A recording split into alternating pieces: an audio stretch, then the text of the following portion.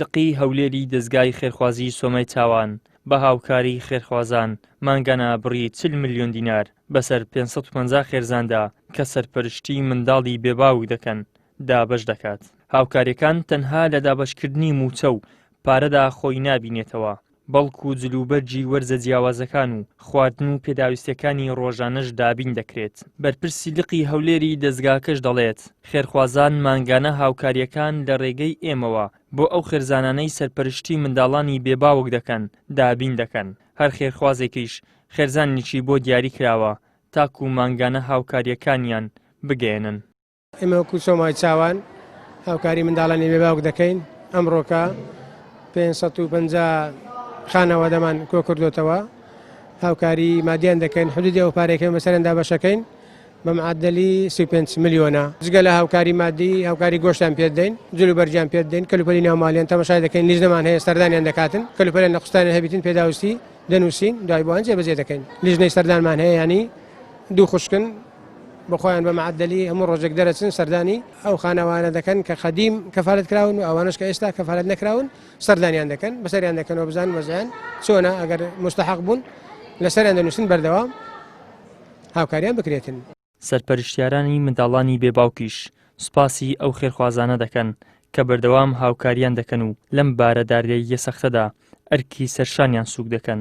هەر چ شتێک بێ دەرزیەک بێ لەمە ناشارنە فاوری دێنەوەرە خوشکم ئەوە ببەن و هێتیمان ئەوەی ببەن لەبەرچی خۆیان شتمان دەدەنێ زیادەش لەی خۆیان شەو ڕۆژ داوە لەو کەسانە دەکەم دەرێم خودای گەورە و مەزن ئەوی 1 دیناری دەداتەما یاڕەبی خوایە بی پارێزی دەست لۆ بەردی ببە لۆی بیتە زێر لە خاتری ئەو گەورە و جەلالەتت والله 5 ئەمن دوعای لە بۆ دەکەم بە نەفس خۆم. بەنسبەتی دەستگای خێرخوازی سۆمەی چاوان زۆر یارمەتی هەتیوان دەدەن بەنسبەت گۆشت، پارە، خانیان لۆ من کڕیە، زۆر دەستخۆشییان لێ دەکەین، سوپاسیان دەکەین لە هەموو ڕاستەچی. زۆر سوپاسیان دەکەم، خوا پاداشتیان بداتەوە، زۆر مەمنونیانین، خوا پاداشتی خێرخوازیانیش بداتەوە، خوا پاداشتیوانیش داتەوە. زۆر ئەوەی ئەو چاردە سارە ئەمە یەک دەرزی بیتن، یەک تشت بیتن لێر کوکانە بەڕێک و پێچی تەوزیع دەکەن دەدەن ئەو بسرمانانە ڕبی خوا لەوێ دنیا و لە قیامەتی بخوا پاداشتەی باشی بداتە ئەو خێرخوازانە بداتە ئەو مامەستا ئەمین و خوشکە پەروین و خوا پاداشتان داتەوە لە دنیا و لە قیامەتی. هاوکاریەکان هەمە جۆرن بە پێی وەرزەکان دەگۆڕن بۆ نمونە ئێستا کاتی مەکتەبی پێداویستەکانی مەکتەب دەدەن بە منداڵان ئەگەر جەژن بی پێداویستی جەژن جلوبەرگ و گۆشت و یعنی خواردن هەم شتەکیان پێ دەدەن ئەو پێداویستانەی کە پێویستن ڕۆژانە ئێستا لە وەزعدان ئەو پێویستیانە چ بن یارمەتی منداڵە بێباوکەکان دەدەن دەستخۆشییانە دەکەن خوددا خێریان نووسی ئێمە هەرچەندە ناسین بەڵام لە ناسراوەکان لای خوددا پلان بڵندترە دەستیان خۆش بی خوددا پاداشتیان داتەوە پاداشتی خێریان داتەوە ئینشاءڵڵا. دەستگای خێرخوازی سۆمای چاوان ماوەی 13 ساڵە لە ڕێگەی خێرخوازانەوە هاوکاری دەگەێنێتە ئەو هاوڵاتی و خانەوادانەی پێویستیان پێیەتی.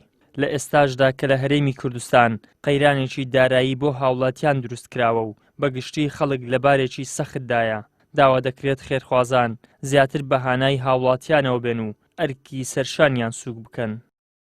ئیدریس محەممەد، کەناڵی ئاسمانی پەیام، هەولێر.